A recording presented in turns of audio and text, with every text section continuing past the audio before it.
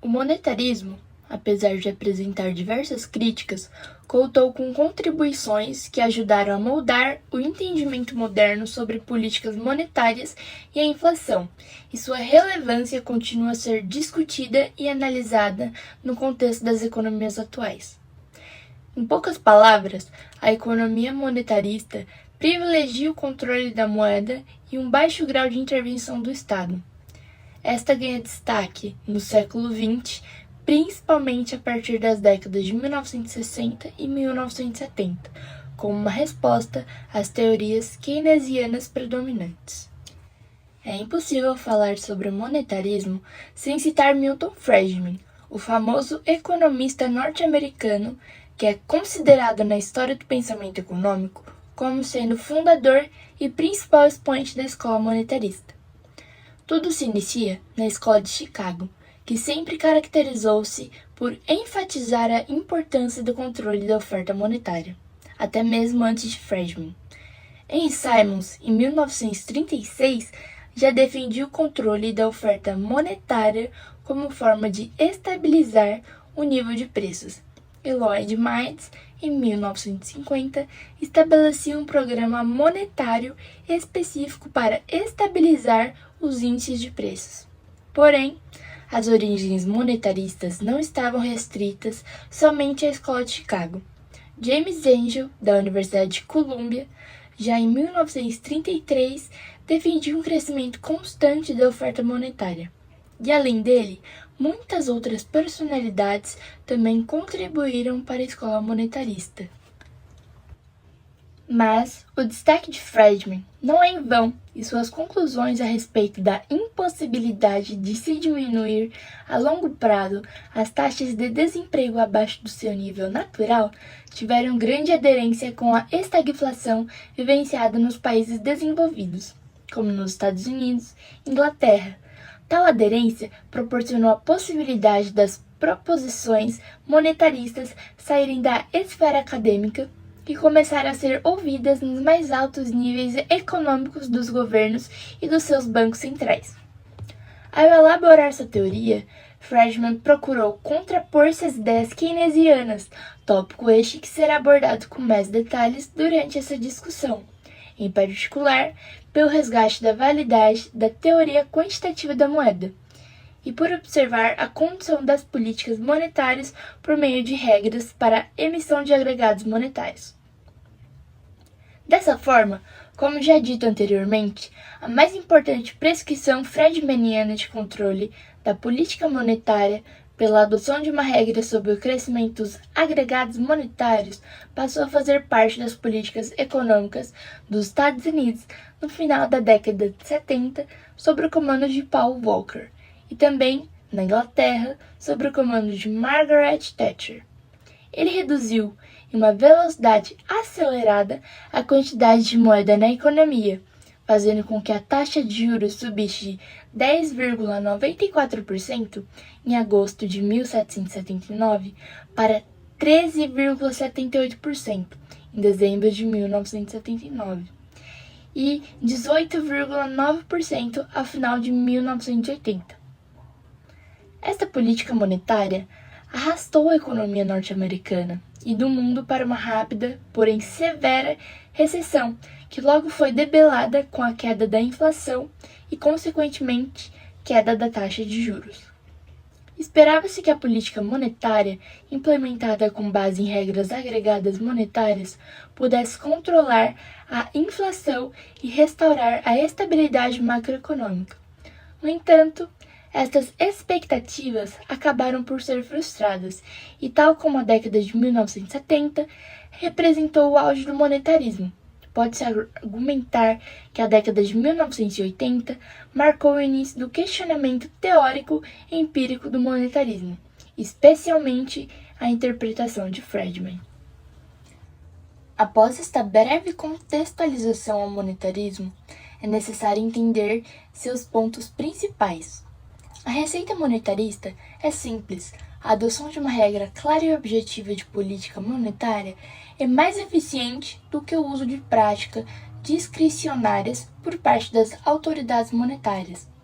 O primeiro estudo empírico a apoiar a explicação monetarista das causas dos ciclos econômicos reais foi uma série de estudos baseados em dados econômicos norte-americanos iniciados por Clark Warburg em 1946. A perspectiva monetarista baseia-se na compreensão de que as autoridades monetárias eliminam as fontes de perturbações econômicas e aproximam-se de um nível de preços constante ao longo do tempo, ao utilizar uma política de crescimento sustentado na oferta monetária. Desta forma, as autoridades monetárias eliminam a incerteza dos investidores resultante dos efeitos não intencionais na política monetária discricionária. Outra discussão de destaque abordada pelos monetaristas é a teoria quantitativa da moeda. Para entendermos a sua aplicação, devemos começar por observar a consistência entre o valor total dos pagamentos monetários e o valor total dos bens e serviços comercializados. Ressalta-se que, em todo ato de compra e venda de quaisquer bens ou serviços, o pagamento monetário é igual ao valor monetário dos bens e serviços trocados.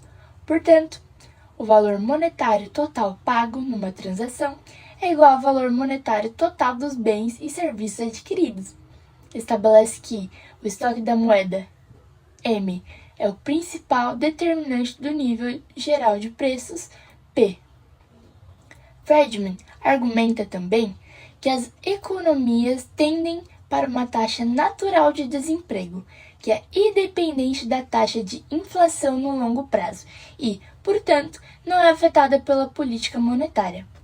Além disso, os monetaristas argumentam que qualquer tentativa de manter o desemprego abaixo da taxa natural só será eficaz se a autoridade monetária conseguir surpreender os agentes, fazendo com que a taxa de inflação efetiva seja superior à taxa de inflação esperada.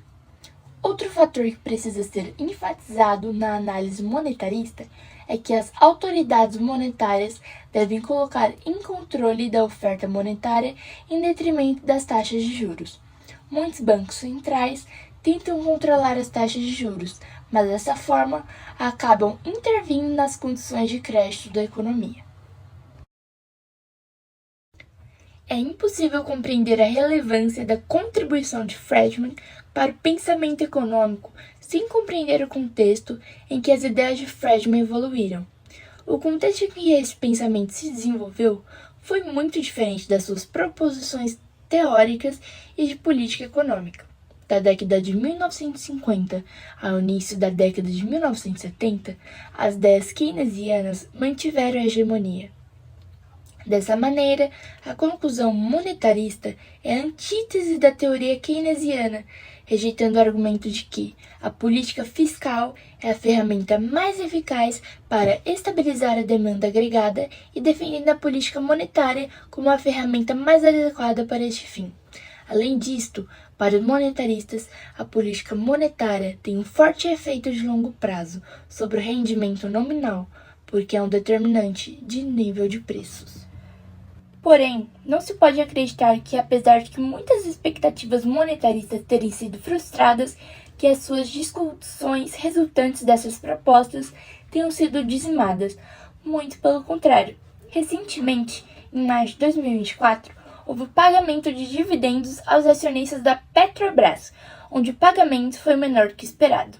Assim, iniciou-se uma discussão sobre pagar ou não pagar mais dividendos, uma vez que os acionistas queriam que a Petrobras pagasse mais dividendos, enquanto o governo brasileiro, que é dono de mais de 50% das ações, quer usar o dinheiro que seria usado para pagar os dividendos em prol de melhorias na infraestrutura e demais atividades do país. Visto isto, tem-se uma visão monetarista por parte dos acionistas, uma vez que o pensamento destes é exclusivamente monetário. E temos também o outro lado, que possui um pensamento estruturalista, pensando em fatores além do dinheiro, um verdadeiro exemplo de legado monetarista.